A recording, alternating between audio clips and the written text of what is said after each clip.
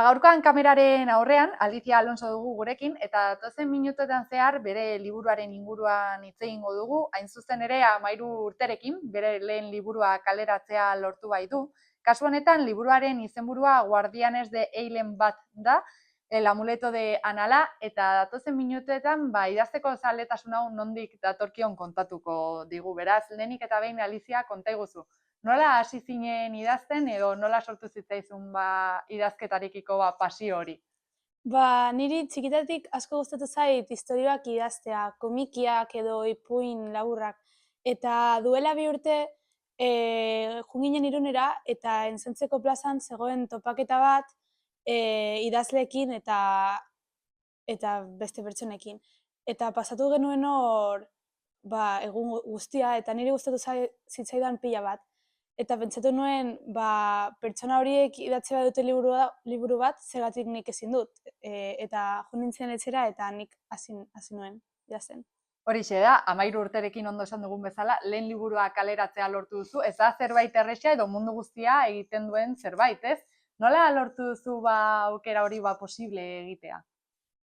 Nik hasi nuen idazten nola hobi bat bezala, eta nire gurasoak irakurri zuten eta esan zidaten hori izan zitekeela liburu bat, benetako liburu bat. Orduan, bukatzean zuzendu zuten eta bidali zuten argitaletxe batera, eta segituan esan ziguten baietz, ondo zegoela eta argitaratuko zutela. Horixe da, ondo azaldu duzun moduan, topaketa horretatik sortu zitzaizun idazteko gogoa. Imaginatzen dut beste idazleen esperientzia ezagutzea, lagungarria edo motibagarria izango zela zuretzat, ezta? Bai. Eta konta iguzu, jada lehen liburua kaleratua dago, atzo hain zuzen ere lehenengo aurkezpen hori egin zenuten. Pixka bat konta iguzu, nolakoa izan zen, nola sentitu zinen bertan? Iristean negoen oso urduri. Zeren zen lehenengoa eta ez nekien nola egin behar nuen edo zer esan behar nuen. Baina gero hasi nintzen eta ja erlazatzen joan nintzen, zeren ja zegoen hasita. Eta asko ilusio handia egin zidan. Eta konta iguzu, orain argitaratu berri duzuna lehenengo liburua da, zein da bertan kostatzen den historia edo irakurri ahalko duguna?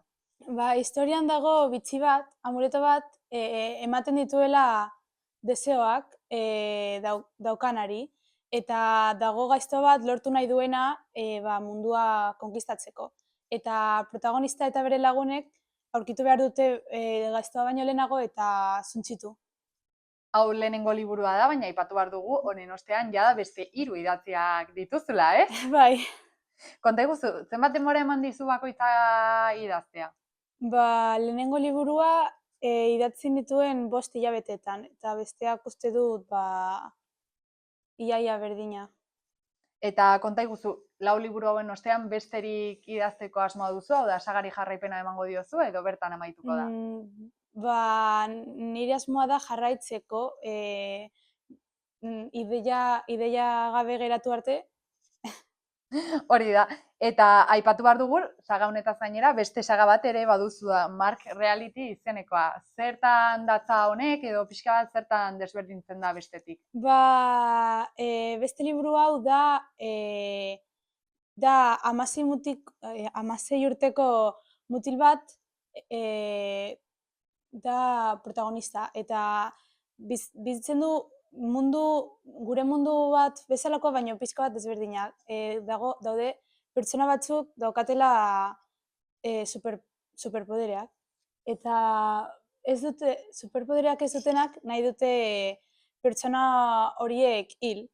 Eta dago nola enpresa bat, dagoela sortzen zerbait pertsona horiek hiltzeko, eta protagonista hori ebitatu behar du. Eta kasu honetan, aipatu behar dugu ere, liburuak idazteaz gainera, marrazkiak ere zuk egiten dituzula, ez? Bai. Konta iguzu, ez dakit liburuaren barnean marrazkiak gauden, azalerako egiten dituzun, edo pixka bat, imaginatzen dut, behin historia idatzita orduan egiten dituzula marrazkiak, ez da? Bai. Nik azalako marrazkia nik egin dut eta gero argitaletxea jarri du fondoa. Eta barruan liburuaren barneko marrazkiak ere bai nik egin dut 15 dira. Eta konta iguzu, noizbait jaso alduzu klaserik bai marrazten ikasteko, edo idazten ikasteko, edo dena zure kabuz ikasi duzu. Ez, dena nire kabuz. Eta ikusi dugu, 13 urte izateko nahiko lan egin duzula, baina ez altzaizu imaginazioa bukatzen edo ideiak bukatzen, ez? Hori inspiraziorik gabeko unerik alduzun. Ez dakit, beti daukat ideiak. Eta noizbait falta zaizkizunean nora jotzen duzu, edo zein izaten dira zure inspirazio iturriak? Ideiarik gabe geratzen naizenean, itxoiten dut, eta agian irakurtzen dut beste liburu bat, edo pentsatzen dut gehiago. Hori galdetu behar nizu, nahin zuzen ere liburu bat idazteko gogoa izateko, zu ere irakurlea zarela imaginatzen dut. Ez dakit pixka bat zeintzuk diran zuren ereduak edo adibide bezala hartzen dituzun lanak edo idazleak? Niri gustatzen zait asko Amanda Black liburuak, eta ere bai Harry Potter. Eta konta iguzu, ere ikusi gu, sarletasun gehiago dituzula, ez? Adibidez, saskibaloia eta gero ere biolina jotzea. Dena hori uztartzeko eta dena egiteko denbora ateratzeko, nola moldatzen zara edo nola antolatzen zara? Musikatik edo saskibaloitik bueltatzean, etxeko lanak ez baditut, segituan jartzen naiz ordenagailuarekin idazten. Eta konta iguzu, aipatu dugu jada liburu batzuk idatziak dituzula, argitaratu berri duzuna gainera. Noiz argitaratuko dira edo zeintzuk izango dira pixka bat argitalpen data horiek? Bigarren liburua orain dago bidali digute maketa eta guk zuzendu behar dugu eta berriro bidali. Eta segurazki aterako da hilabete batean edo horrela. Eta besteak ez dakigu, oraindik. Eta zer esaten dizute zure klasekideek edo lagunek hori liburu bat argitaratu duzula ikusi dutenean?